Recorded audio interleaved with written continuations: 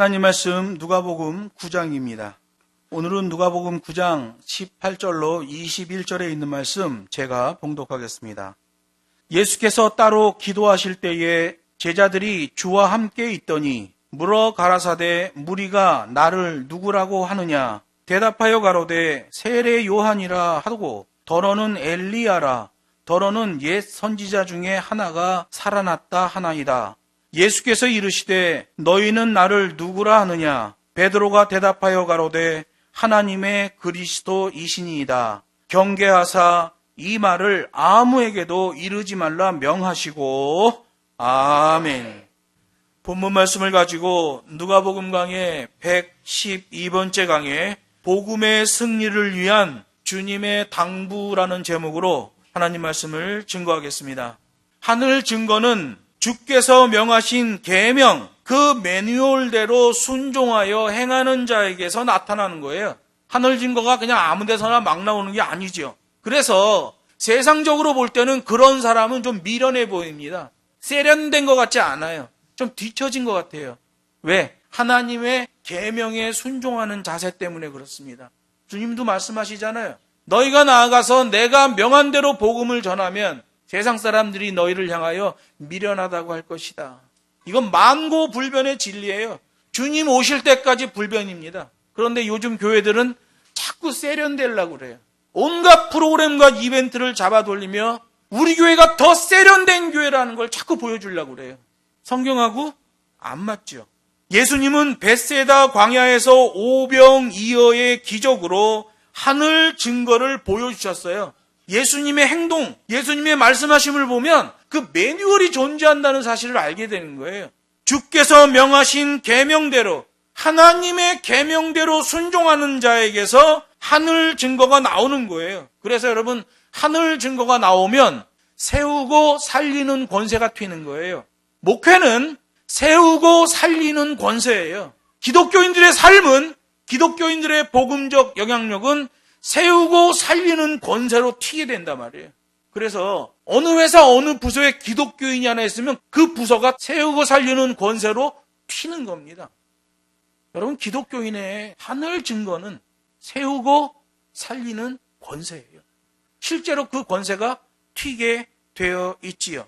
그래서 오병이어 기적이 일어나기 직전에 예수님께서 제자들에게 말씀하시잖아요. 너희가 저희에게 먹을 것을 주어라. 이게 여러분 영적 책임의 말이에요. 너희가 저희들에게 하늘 증거를 내어 보여라 이 얘기예요. 세우고 살리는 권세로 한번 해봐라 이 말씀이에요. 그런데 이런 분별 언어를 잘 파악해야 했는데 제자들에게는 그런 지혜가 없었던 것 같아요. 여러분, 이게 하나의 수사법이잖아요. 점검용 질문 수사법이란 말이에요. 예수님이 이런 거 많이 쓰셔요. 다 아셔. 이미 다 알고 있는데도 점검하시기 위해서 그 질문을 하시는 거예요. 점검용 질문 수사법이라고 그래요. 여러분이 이런 분별 언어가 나올 때 잘 파악해야 돼요. 그런데 예수님의 제자들은 부정적인 대답을 내놨단 말이에요. 너희가 저희들에게 먹을 것을 주어라. 하늘 증거를 주어라. 그랬더니 퉁명스럽게 대답해 버렸어요. 영적인 무게중심이 흔들려 버리고 말았죠. 여러분, 성경대로 믿는 우리 그리스도인들의 사역 매뉴얼은 주는 대로 먹고 시키는 대로 하는 사역 매뉴얼이에요. 예수님이 말씀하시잖아요. 50명씩 앉히라. 이클리시아스는 정찬의 한 그룹 단위라고 그랬잖아요. 먹을 권리가 있어서 먹는 식사라는 거예요. 그냥 예수님이 뭐 자선을 베풀고 예수님이 그거 베풀고 나서 내가 베풀었어 뽐내고 자랑 이런 게 아니에요. 정찬이에요, 정찬. 여러분, 하늘 증거를 가진 사람들은요, 자기 주머니에 있는 돈이 자기 거라고 굳이 주장하지 않습니다. 예를 들어서 내가 어느 누구를 대접해야 되는 상황이다. 그러면 돈이 얼마가 들어가더라도 대접해버립니다. 정찬이에요, 그거는. 하늘에서 배설하시는 거예요. 근데 제 경우에 보면 그렇게 정찬에 섬김이 있고 나면요, 하나님이 몇 배로 주셔요. 놀랍죠. 여러분, 북경에서 우리 북경평안교회가 돈이 얼마나 많이 들어가요. 북경 임대비가 얼마나 비쌉니까? 우리 5군데 임대하고 있어요. 그 돈 어디서 줘요? 하나님이 주시죠. 하나님의 일에 합당하게 법과 식대로 사용하면 하나님이 그 일을 이루어 가시는 거예요. 그래서 예수님이 오병이어의 기적을 일으키실 때도 클리시아스 정찬의 한 그룹 단위로 사람을 앉게 하신 다음에 그 어린아이가 낸 오병이어 요만한 전병 5개, 그 다음에 새끼손가락만한 마치 멸치같이 말린 생선 2마리를 놓고 축사를 하시는 거예요. 율로게센, 감사의 찬송으로 송축하다는 뜻이에요. 여러분, 이게 바로 기독교의 식사법이 되잖아요. 기독교의 식사법은 밥을 먹기 전에 식사 기도를 한다는 거예요. 그러나 식사 기도는 식사 기도를 했다고 끝나는 게 아니에요. 식사 기도는 식사가 끝난 다음에 완성이 돼요.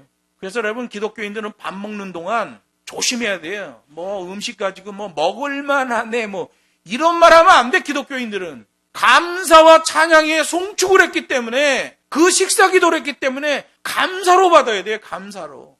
그리고 식사가 끝난 다음에 그 식탁의 자리가 식사의 완성이 되는 거예요. 막 밥을 먹었는데 질질 흘리고 막 지저분하고 그러면 안 돼. 그러면 음식을 대접한 사람도 마음이 별로 안 좋아요. 여러분, 하늘 증거는 세우고 살리는 권세가 튀는 거예요.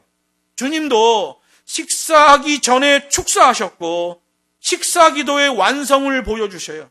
남은 것은 모두 거둬서 가지고 오라. 배가 불렀으면 추가적인 음식 허비는 허용할 수가 없다는 거예요.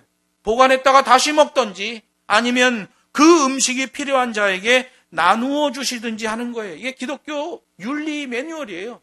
식사 기도는 식사 전에 하지만 그 완성은 식사가 끝난 다음이다. 밥을 먹을 때 깨끗하게 먹어야 돼요. 깔끔하게 먹어야 돼요. 주님이 오셔서 야, 나도 한술 뜨자 하고 옆에 앉으셨을 때 내가 밥 먹는 상 위가 부끄러우면 안 돼요. 음식을 너무 학대해도 안 돼요. 막 먹지도 않은 음식 만들어 놓고 다 버리고 그러면 안 돼요. 여러분, 지난번에 호세아서 말씀드렸잖아요. 하나님이 하늘에 응하고 하늘이 땅에 응하고 땅이 그 곡식과 소출에 응하고 그 곡식과 소출이 이스라엘에게 임할 것이다. 이 하나님이 우리에게 먹을 곡식을 주시는 매뉴얼이에요. 우리 입속으로 곡기가 들어온다는 것은 생명을 주시는 것과 똑같은 거예요. 여러분, 입으로 들어가는 곡기를 막아보세요. 죽어요. 그래서 우리가 금식 기도할 때는 여러분 성경 보세요. 금식 기도는 국가와 민족이 멸망 직전에 있을 때 그때 금식 기도예요. 그 다음에 자기의 생명이 왔다 갔다 하는 상황이 떨어졌을 때 그때 기도하는 거예요. 왜? 입으로 들어가는 곡기를 끊는다는 건 죽음을 작정하는 거예요. 근데 요즘 교회들은 금식도 이벤트로 하죠.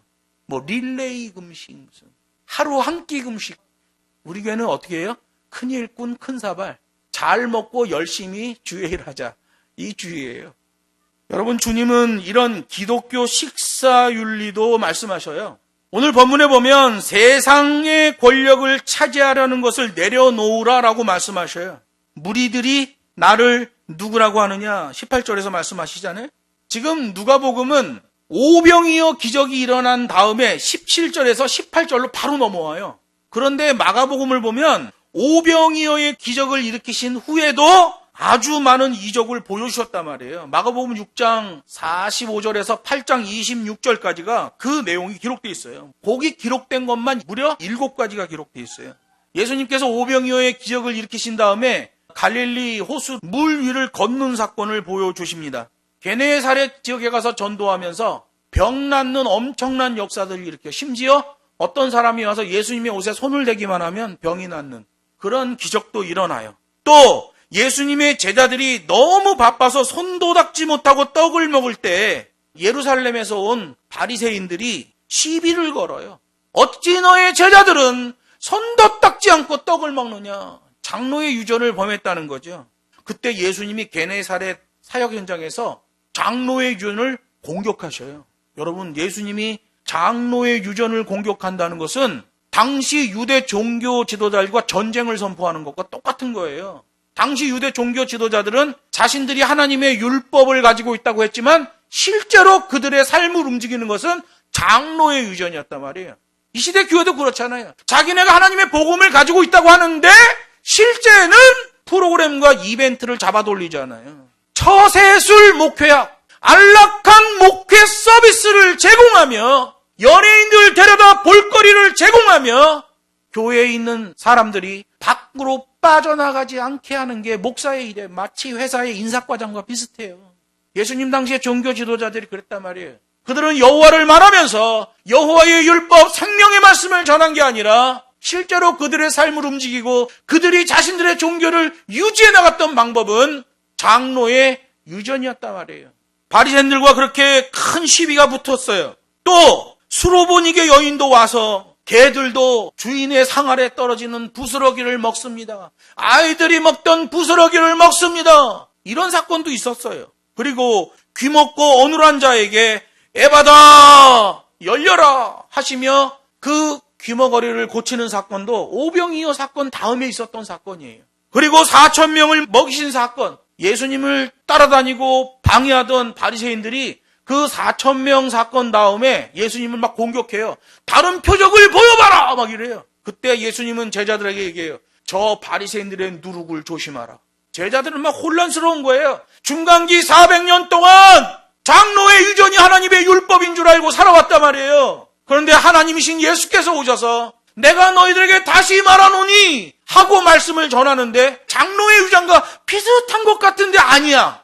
그래서 사람들이 뭐라고 그래요? 예수의 가르침은 서기관과 바리새인들과 좀 달랐다. 그래서 많은 사람들이 몰려드는 거 아니겠어요? 아주 미묘한 차이인데 너무나 현저한 결과가 나온단 말이에요. 장로의 유전을 따라가면 멸망이에요. 하나님의 말씀을 따라가면 살아나는 거예요. 세우고 살리는 권세가 나오는 거란 말이에요. 4,000명을 먹이신 사건 다음에 바리새인들은 예수님에게 표적을 요구해요. 예수님은 제자들에게 말해요. 저 바리새인들의 누룩을 조심하라. 너희들에게 체질화된 장로의 유전의 습관 때문에 바리새인들이 와서 시비를 걸 때마다 너희가 혼란에 빠지고 마치 누룩이 퍼져나가듯이 너희가 영적인 질병에 걸릴 수 있다. 조심하라 라고 말씀하셔요. 또 예수님은 오병이어 기적 이후에 벳세다에서 또 어떤 소경을 만나는데 그때 그의 눈에 예수님이 침을 묻혀서 발라줘요. 몇 번을 발라줘요. 그가 눈을 뜨는 사건이 벌어지죠. 여러분 마가복음은 오병이어 기적 이후에도 여러 사건이 있다는 걸 다 기록하고 있어요. 그런데 누가복음에서는 그 사건들을 다 건너뛰고 바로 가이사랴 빌립보에서의 일을 기록하고 있다는 말이에요. 그러므로 누가복음 9장 자체 안에서 보면 9장 17절과 9장 18절 사이에는 엄청난 시간이 존재하고 있는 거예요. 이 많은 사건들이 그 안에 다 존재하고 있는데 17절과 18절 사이에 존재하고 있는 거죠. 상당한 시간이 흐른 거예요. 여러분이 가이사랴 빌립보라는 지역은요. 우리가 지난번에 봤던 오병이어의 벳세다 지역에서 정북방향으로 약 50km만 올라가면 있는 곳이에요. 거기에는 만년설이 쌓여있는 헤르몬산이 있죠. 헤르몬산은 영산이라고 그래요. 이스라엘 백성들도 헤르몬산에 그 하얗게 쌓인 눈을 아론의 수염 같다라고 표현할 정도로 그 헤르몬산은 그 지역 일대의 가장 높은 산이에요. 영산이죠. 우리나라는 백두산이죠. 일본은 후지산이죠. 그런 개념이에요. 만년설이 덮여있는 헬몬산, 거기서 눈 녹은 물이 흘러서 요단강이 되고 그 요단강이 갈릴리 호수를 이루고 갈릴리 호수가 넘쳐서 흘러내려가 사해 바다가 되는 거예요. 발원지가 헬몬산이죠. 그런 산이니 극심한 우상지역이 될 수밖에 없는 거죠. 그 당시에. 그래서 여호수아가 가나안 정복 들어갈 때 여호수아 11장에서 그런 말이에요. 그 지역의 이름을 바알갓 이렇게 표현해요. 바알갓이라는 것은 누구누구의 운명이 되는 바알이라는 뜻이에요. 운명론적 우상이죠. 요즘에 힌두교랑 똑같죠.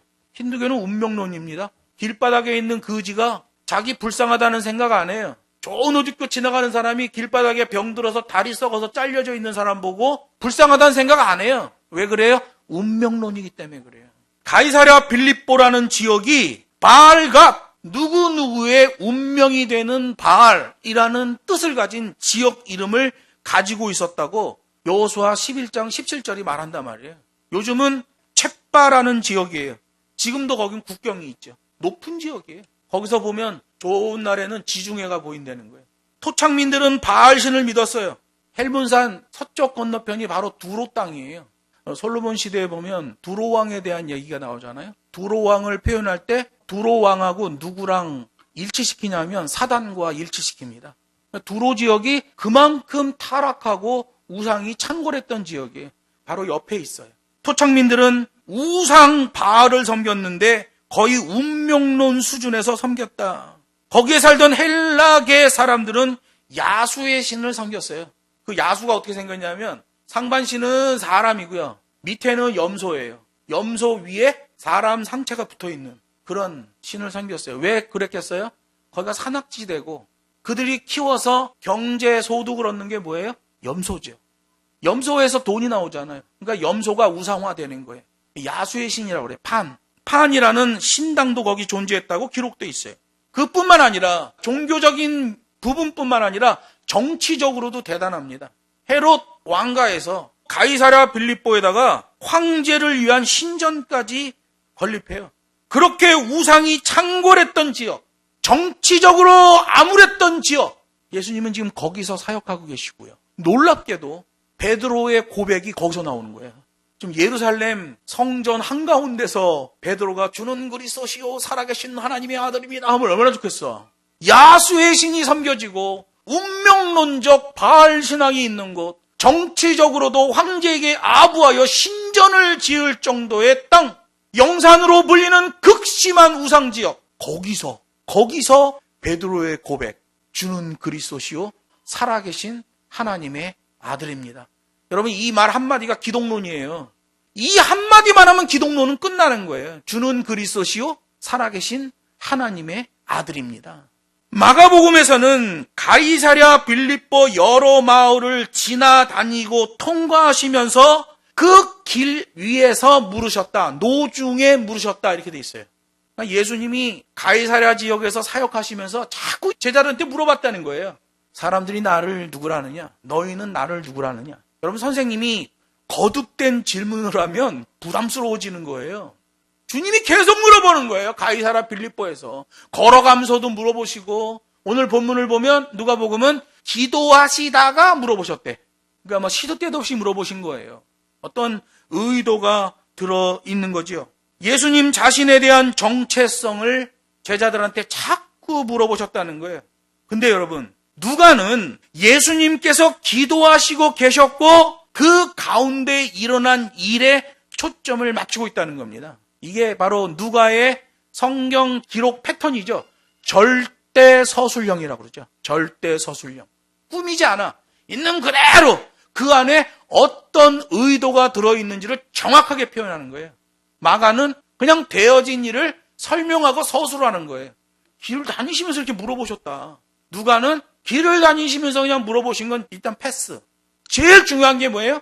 기도하시다가 물어보셨다는, 기도하시다가. 요걸 기록하고 있는 거예요. 누가복음의 기록들에서는 매우 특이한 것들이 몇 가지가 있는데 그 중에 하나가 주님께서 기도하셨다라고 하면서 그 다음 사건을 이어가시는 경우에요. 그 다음 사건은 매우 중요한 사건이 나오더라는 거죠. 누가복음 3장 21절에 보면 예수님이 기도하시고 그 다음에 어떤 일이 벌어지냐면 세례를 받으시고 비둘기 같은 성령이 강림하시는 사건이 벌어져요. 엄청난 사건이죠. 우리 기독교에서는 어마어마한 사건이에요. 그것도 뭐라 그래요? 기도하신 후에 이렇게 돼 있어요. 예수님이 그 현장에서 기도하셨다는 거예요. 또 누가복음 6장 12절에 보면 예수님이 기도하신 후에 하신 사건을 강조하는 게 있어요. 12제자를 부르셨다. 큰 사건이죠. 그리고 누가복음 9장 28절에 보면 예수님이 기도하신 후에 엄청난 사건이 또 하나 벌어져요. 변화산 사건이죠. 여러분, 변화산 사건은요, 천년의 역사를 아우르고 종말의 역사를 보여주는 엄청난 사건이에요. 다 뭐로 돼 있어요? 이 누가복음에서는 예수님이 어떤 기도를 하신 다음에 그 다음에 연결시키는 사건은 반드시 큰 사건이 벌어진다는 거죠. 오늘 본문도 역시 마찬가지죠. 기도하시다가 제자들에게 물으셨다는 거예요. 그러면 그 물으신 것에 엄청난 중요한 복선이 깔려 있다는 걸 우리가 알게 되는 거예요. 그러므로 여기 18절에서도 그 수사법이 사용되기에 예수께서 기도하셨다 하고 플러스 사건을 이어가시는 수사법일 때 아주 의미심장한 일이 곧 벌어지게 된다는 것을 암시하고 있는 거예요. 오늘 본문에서는 예수님이 왜 산으로 가서 기도를 하셨을까? 왜 그렇게 하실 수밖에 없었을까에 대하여는 기록하지 않고 있어요. 누가복음은. 근데 그게 요한복음에 기록돼 있어요. 요한복음 6장 15절에 보면 동일한 내용을 기록하면서 뭐라고 그러냐면 저희가 와서, 그러니까 오병이어 사건 이후에 저희가 와서 예수님을 억지로 잡아 임금 삼으려는 것을 예수님이 미리 하시고 다시 혼자 산으로 가셨다. 이렇게 돼 있단 말이에요. 오늘 본문에서는 예수님이 기도하시다가 제자들에게 물으셨다. 무리가 나를 누구라 하느냐? 가는 곳곳마다 놀라운 이적을 보여주셨어요. 뉴스의 초점이 되시는 예수님이셨어요. 당시 유대인들은 로마의 식민지 상태였는데 그들은 흥분할 수밖에 없죠. 야, 엄청난 선지자가 나타났다. 엄청난 리더가 출현했다. 이제 우리 민족을 로마 제국으로부터 해방시켜 줄 것이다. 흥분하는 거예요. 막 무리를 걸으시죠. 옷에 손만 대면 병이 났지요. 수로보니게 여인의 딸의 악신이 물러가는 역사가 일어나지요. 귀머거리가 고쳐지죠. 4,000명을 먹이시지요. 바리새인들과 영적 싸움을 해서 승리하시지요. 소경의 눈을 침을 발라 치료하시지요. 그 당시 사람들이 볼 때 얼마나 놀랍겠어요. 유대인들의 입장에서 예수님이 과거에 어떤 위인과 닮았는지를 수근수근거리는 거죠. 이방인들은 놀라운 예수님의 능력을 보면서 자기네가 믿는 우상들 중에서 어느 신과 닮은 것 같다라고 말하며 수근거리는 거예요. 물론 예수님은 당시에 사람들이 예수님에 대하여 어떤 말을 하고 있는지를 이미 다 알고 계셨어요. 그럼에도 불구하고 제자들에게 그걸 거듭 묻는 이유는 제자들을 중간 점검을 하는 거예요. 중간 점검. 여러분, 그래서 우리 기독교는 결과지상주의가 아닙니다. 뭐로 가도 한양만 가면 된다. 이거 안 맞아요. 뭔 짓을 해서 돈을 벌었는지 모르는데 교회에다 그냥 엄청난 돈을 헌금했다고 그 사람이 갑자기 교회에서 엄청난 의인이 되고 이런 거 아니에요. 기독교는 시작과 과정과 결과가 다 같이 의로워야 돼요. 성경 말씀에 맞아야 돼요. 뭐로 가도 한양만 가면 된다. 안 돼요. 제대로 가야 돼요. 제대로 출발하고 제대로 가고 한양에 도착해야 돼요. 개처럼 벌어 정승처럼 써라. 안 돼요. 우리 기독교는 그거 안 맞는 거예요. 바르게 벌고 돈을 사용할 때도 사회적 책임을 가지고 사용해야 돼요. 내 이웃이 굶주리는 자가 있다면 내가 쓰고 싶은 것 다 못 쓰더라도 그 사람 도와줘야 돼요. 기독교인은 버는 것도 쓰는 것도 성경대로 써야 돼요. 우리 하나님은 시작과 과정과 결과를 다 중요시 여긴단 말이에요. 그래서 여기서 제자들의 생각을 중간 점검을 자꾸 하시는 걸 보게 되는 거예요. 유대인들은 예수님을 적극적으로 추대해서 유대인의 왕을 삼으려고 했어요. 이방인들은 예수님의 놀라운 능력 행하심을 보고는 엉뚱하게도 자신들의 우상 숭배적 생각을 더 강화시키고 있는 거예요. 웃기잖아요. 예수님의 능력을 보면 예수님을 믿어야 되는데 예수님을 믿는 게 아니라 이방인들은 자기네가 믿는 바알 신앙이 더 돈독해지는 거예요. 왜 그래요? 기준이 잘못돼서 그래요. 왜 그래요? 매뉴얼이 잘못된 거예요. 동일한 현장, 동일한 시대에 살고 있는데 전혀 다른 반응들이 나와지고 있는 거죠. 여러분, 이런 분위기에서는 까딱 중심을 잃으면 배가 산으로 가는 엉뚱한 일이 발생하고 이단들까지도 출현하게 되는 것 아니겠어요? 영적 무게중심을 바로 잡아야 된다. 이런 상황에서 제일 큰 문제는 뭐예요? 예수님의 제자들 중에서 열심당원이 3명에서 4명 정도가 됐다는 거예요. 예수님을 유대의 왕 삼으려는 주동 세력이 열심당원이에요. 예수님의 제자 중에 가룟 유다는 열심당원 중에서도 아주 상위 클래스에 있는 사람이죠. 어느 논문을 보면 베드로도 열심당원으로 돼 있어요. 왜냐하면 겟세마네에서 베드로가 품에 숨겼던 단검을 뽑잖아요. 열심당원이라.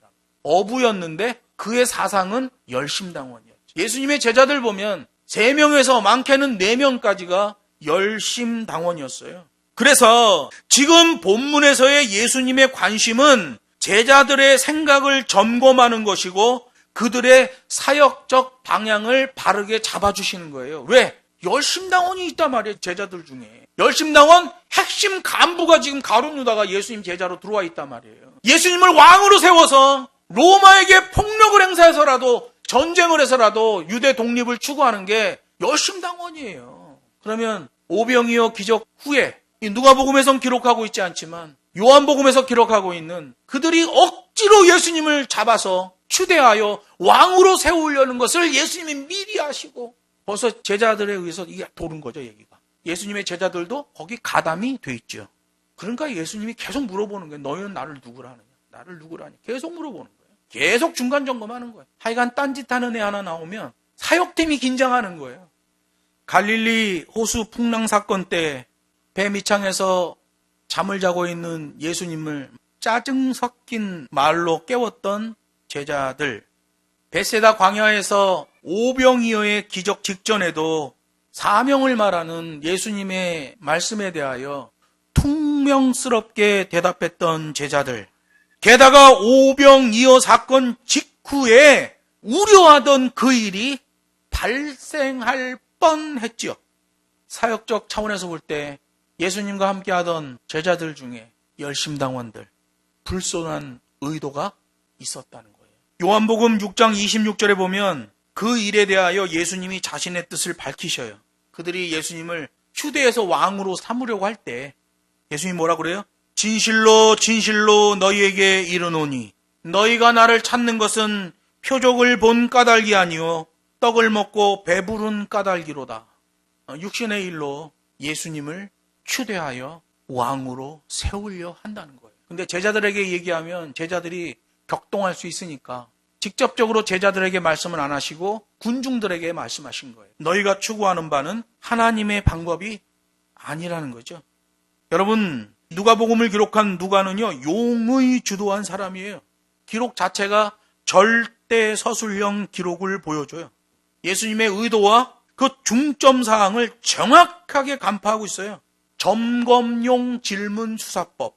이걸 제일 잘 정확하게 파악하고 있는 게 누가예요. 여러분, 성경을 우리가 읽을 때 그 점검 매뉴얼이 우리에게 질문을 할 때가 있어요. 너는 뭐 하고 있니? 물으실 때가 있단 말이에요. 너는 바르게 신앙생활을 하고 있니? 여러분, 사람의 동작을 설명하는 대표적인 두 단어가 being과 doing이에요.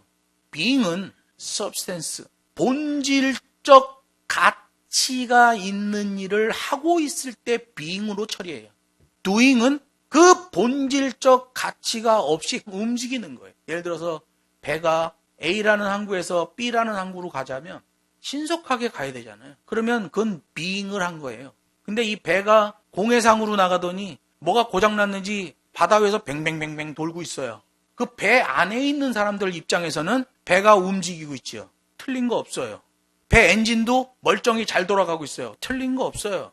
배가 앞으로 가니까 앞에 조파 저항 일어나고 뒤쪽에 조화 저항 일어나고 다 정상이야. 그런데 밖에서 보면 뱅뱅뱅뱅 돌고 있는 거죠. A라는 항구에서 B라는 항구로 가야 되는데 그냥 뱅뱅뱅뱅 돌고 있는 거예요. 그걸 doing이라고 그러는 거예요. 동작은 나오는데 헛발질인 거죠. 여러분, 이 시대 신앙도 마찬가지입니다. 하나님의 말씀의 기준으로 볼 때 being이 되는 게 있고요. 하나님의 말씀의 기준으로 볼 때 doing인 게 있어요. 많은 교회가 있죠. 많은 사역자들이 있죠. 주님이 물어보셔요. 이 성경이 우리에게 물어봐요. 너 지금 뭐하고 있니? 예수님이 제자들한테 계속 중간 점검하시는 거예요. 너희는 나를 누구라고 하느냐? 18절에서 강조하는 것은 예수님께서 기도를 하시다가 물으셨다는 것이고 이게 장차 복음사역을 해야 할 제자들에게 그 방향성을 정립시키셨다라는 게 중요한 거예요. 여러분, 복음 일꾼을 양육한다는 것이 얼마나 정교한 작업인지 성경이 우리에게 잘 보여주고 있어요. 선교지 복음사역 현장에 나가보면 어떤 이는 하나님의 절대성을 빙자하여 자신의 입신양명을 추구하고 있어요. 진리의 복음 차원에서 보면 그런 행태들은 다 망합니다. 또 어떤 이들은 자기의 뜻을 이루려고 성경을 악용하는 사람도 있어요. 하나님 말씀을 개변하면 천사라 할지라도 하나님의 진노를 피할 길이 없습니다. 진짜 선생은 제자들에게 밟히는 존재여요. 예수님은 진짜 스승이셨어요.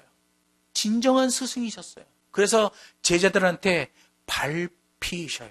자기 희생이 나와요. 여러분, 이 시대에 하나님의 일을 하는 사람들 정말 자기 희생이 나오는가?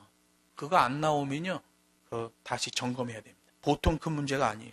진짜 복음 일꾼은 세상적 차원에서 입신양명하는 게 아니라 성경에 나오는 대로 세상으로부터 미움을 받고 배척을 당하는 삶을 살게 된다는 거예요. 그래서 하나님의 말씀대로 사는 사람들에게는 복음 역설법이 나옵니다. 망하는 자 같으나 망하지 아니하고. 사도 바울이 그런 얘기예요. 로마서 8장에서. 그러나 이 모든 일에 우리를 사랑하시는 이로 말미암아 우리가 넉넉히 이기느니라. 여러분, 우리말로는 넉넉히 이기느니라 라고 번역됐지만 이 원어의 실제 의미는 넉넉히 망하느니라예요. 우리가 하나님 말씀에 온전히 순복할 때 우리는 세상으로부터 핍박을 받고 거부를 당할 것이다. 우리가 망하게 될 것이다. 그러나 그 망하는 것이 넉넉히 망하게 될 것이다 라고 말하는 거죠. 사도 바울은 역경의 삶을 살다가 순교했어요. 베드로도 베드로후서 1장 11절에서 이렇게 얘기해요. 이같이 하면 우리 주 곧 구주 예수 그리스도의 영원한 나라에 들어감을 넉넉히 너에게 주실 것이다. 어떤 사람에게? 넉넉히 망한 사람에게. 이게 복음 역설법이에요. 죽으려 하면 살게 될 것이요, 고난을 받는 자는 복이 있을 것이요, 벌어서 남 줘라. 이게 다 복음 역설법이에요. 사역의 방향성이죠. 넉넉히 망한다고 말했던 사도 바울은 역경의 삶을 살다가 순교했어요. 영원한 나라에 들어감이 넉넉히 받게 될 것이다 말했던 베드로는 고난의 삶을 살다가 순교했어요. 세상 기준에서 볼 때는 망한 거예요. 그런데 하나님이 평가해요. 넉넉히 망했다. 이건 기독교 용어로 말하면 승리한 거예요. 그래서 여러분, 계시록에 나오는 교회들은 어떤 교회예요? 분투하는 교회잖아요. 분투하는 교회. 세상과 싸우는 교회예요. 세상에 대하여 바른 하나님 말씀을 선포하는 교회예요. 세상과 어깨동무하고 같이 가는 교회가 아니라, 요즘은 어떻게 된 게 교회가 그냥 세상을, 이거 목사가 신학을 어떻게 공부했길래 그냥 커피 따라주면 선교하는 거래, 그냥. 옛날에 어떤 애들 보니까 고스톱을 치는데 내가 신학생들이 고스톱을 치면 어떻게 해? 그랬더니 이거 성경 고스톱이에요. 주님을 생각하며 친대나 뭐. 확 그냥 막 그냥 아무거나 하나님의 절대성 갖다 들이대요. 여러분, 하나님의 절대성을 갖다 들이대면 동작 그만이에요. 사람은 하나님의 절대성을 갖다 들이대는데, 근데 그 절대성을 함부로 갖다 들이대면 안 된단 말이에요. 그 일을 저지른 자는 하나님의 진노를 피할 길이 없는 거예요. 제자들이 와서 얘기해요. 세례 요한이라고도 하고 엘리야라고도 하고 옛 선지자 중에 하나, 그러니까 예레미야라는 거죠. 여기 19절에 나오는 말은 이미 9장 7절 8절에서 나오는 내용을 다시 말하고 있는 거예요. 당시에 헤롯 안티바스라는 분봉왕이 예수님의 일거수일투족을 다 파악하고 있었어요. 사람들이 예수에 대해서 어떤 말을 하는지에 대해서 다 정보를 채집하고 있었단 말이에요. 이두메 사람 헤롯감은 헤롯 대왕의 여섯째 아들 헤롯 안티바스, 그 헤롯 안티바스가 파악하고 있었던 소문을 예수의 제자들도 그대로 듣고 있었고 예수님도 듣고 있었어. 지금 예수님이 제자들한테 물어봤잖아요. 사람들이 나에 대하여 뭐라고 하느냐? 그랬더니 그 말을 그대로 해준 거예요. 세례 요한이나 엘리야나 그 선지자 예레미야나 그들의 공통점은 모두 개혁 성향을 가지고 있었다는 거죠. 여러분, 세례 요한이 어떤 사람이에요? 일반 제사장이었던 사가랴의 아들이잖아요. 강직한 그 부모의 신앙을 전수했어요. 광야의 삶을 살았어요. 메뚜기와 석청을 먹고 살았대요. 당시 종교 지도자들을 질타합니다. 개혁 성향이에요. 엘리야는 어떤 사람이에요? 북이스라엘 역사상 가장 사악했던 아합 왕과 이세벨 치하에서 여호와 신앙을 파쇄했던 선지자예요. 갈멜산에서 850대 1의 싸움으로 하늘에서 떨어지는 불로 승리하잖아요. 승리하고도 죽임을 당할 위기에 처하자 도망을 간 이런 선지자, 아주 엄청난 개혁주의자예요. 예레미야는 어떤 사람이에요? 남유다 멸망 때에 하나님께 쓰임을 받은 선지자예요. 핍박과 고통과 눈물로 점철된 사역을 했던 사람이에요. 남유다 멸망을 예언했어요. 유대인들은 포로기 70년 이후에 돌아와서는 예레미야의 이름도 못 불러. 너무나 두려워서. 그래서 포로 귀환 이후에 예레미야의 이름을 언급할 때는 그 선지자냐? 라고 얘기하는 거예요. 그 선지자냐? 유대인들 제사장이나 이런 사람이 와서 예수님한테 물어보잖아요. 네가 그 선지자냐? 예레미야죠. 예레미야 이름을 부르지 못해. 너무 개혁 성향이에요. 여호와 신앙을 가지고 있던 유대인들은 그들이 예수님을 볼 때는 이런 개혁적인 과거 인물들이 연상이 될 정도였다는 거죠. 그러니까 예수님의 삶이 어땠다는 거예요? 개혁 성향이었다. 엄청난 개혁주의자였다는 거죠. 여러분, 우리는 예수의 제자예요. 죄악으로 오염된 이 세상에서, 거짓과 조작질이 만연한 이 세상에서 우리 기독교인들의 삶의 방향성을 바로잡아야 돼요. 이해할 건 이해하고 아니오할 건 아니오해야 돼요. 여기서 예수님이 점검하시는 것은 세속주의적 지도자로서의 예수님이 아니에요. 여러분, 유대인들이 예수님에 대해서 평가하잖아요. 엘리야냐, 세례 요한이냐, 그 선지자냐. 그들이 말한다고 해서 성경에 있는 그 선지자를 말하는 게 아니야. 이름만 빌어온 거예요. 이미 유대인들은 장로의 유전에 오염되고 그 죄악에 오염돼 있어요. 세속주의적 지도자로서의 예수님을 말하는 거예요. 그러니까 예수님을 왕으로 억지로 세우려고 하는 거 아니겠어요? 그들이 뭐 엘리야를 얘기하고 그들이 세례 요한을 얘기하고 예레미야를 얘기한다고 해서 그들의 말이 옳은 게 아니라 말이에요. 이단들이 성경 펴갖고 성경을 말한다고 해서 성경 내용을 읽는다고 해서 그게 옳은 게 아니라 말이에요. 예수님은 인류 구원의 메시아로 오신 예수님, 이 진리에 제자들이 접근하고 있는지를 중간 점검을 하시는 거예요. 우린 여기서 기독교 용어 정리를 해야 됩니다. 어떤 사람들은 이런 기도를 하는 사람도 있어요. 하나님, 이 시대에 세속화된 교회들을 용서해 주시고 그러는데 그거 잘못된 말입니다. 세속화는 좋은 거예요. 세속주의가 나쁜 겁니다. 그래서 영어로는 그게 구별돼요. 세속주의는 세큘라리즘이라고 그래요. 가치 판단의 기준이 세상의 물질과 세상의 사상에 빠져버린 상태를 말하는 거예요. 로마의 기독교가 공인되고 그 판단 기준이 세속주의가 돼버리죠. 세상의 물질과 세상의 사상에 빠져버린 거예요. 세속주의죠. 나쁜 거예요. 세속화는 좋은 거예요. 세속화는 영어로 세큘라리제이션이라고 그래요. 이거는 국가 권력의 예속대에서 제 기능이 안 나오는 교회를 국가 권력으로부터 분리해내서 제 기능이 나오게 하는 것, 이걸 세큘라리제이션이라고 그래요. 세속화라고 하는 거예요. 세속주의는 나쁜 거지만 세속화는 좋은 거예요. 여러분, 기독교가 로마의 국교가 되고 국가 권력에 예속됐을 때 타락의 타락을 거듭해 천년을 타락하잖아요. 세속주의에 빠지는. 그럼 어떻게 돼요? 그 국가교회를 빼내야 돼요, 밖으로. 교회는 어디 존재하는 거예요? 세상 속에 존재해야 돼요. 세상 속에서 세우고 살리는 권세를 내보이며 복음적 영향력을 끼쳐야 돼요. 그게 세속화예요. 세속화는 좋은 거예요. 세속주의가 나쁜 거죠. 여호와의 신앙은 특정 권력에 붙잡히거나 예속되면 안 돼요. 중국의 삼자교회, 그 세속주의 교회입니다. 국가 권력 안에 들어가 있잖아요. 세속주의 권력. 영국 성공회, 세속주의 교회입니다. 그거 빼내야 돼요. 교회는 국가 권력 안에 존재하는 게 아니라 세상 속에 존재하는 예수님의 몸이에요. 이걸 꼭 구별해야 돼요. 오늘 성경 본문에는 이제 그걸 말씀하셔요. 세속주의냐, 세속화냐. 당시 유대 종교 지도자, 실제로 그들의 중심은 장로의 유전이었지요. 그 장로의 유전 권력 안에 묶여버린 당시의 유대교를 여호와 신앙을 빼내시는 거예요. 세속화를 하시는 거죠. 세속주의화되어 있는 예루살렘을 세속화시키려고 하시는 게 예수님의 사역이에요. 그걸 위해서 제자를 세우는 거 아니에요. 여러분, 미묘합니다. 장로의 유전이냐, 하나님의 율법이냐, 그게 그거 같아요. 근데 천지 차이가 되는 거죠. 세속주의와 세속화, 비슷한 말 같아요. 천지 차이의 말이에요. 다음 주에 9장 20절, 21절 할 때 이 세속주의와 세속화에서 예수님이 어떤 자세를 취하고 제자들에게 어떤 사명을 주시는지 어떤 메뉴를 쓰시는지에 대한 내용이 나와요. 나머지 20절, 21절 말씀은 다음 주에 계속 이어서 하나님 말씀을 선포하겠습니다. 기도하겠습니다.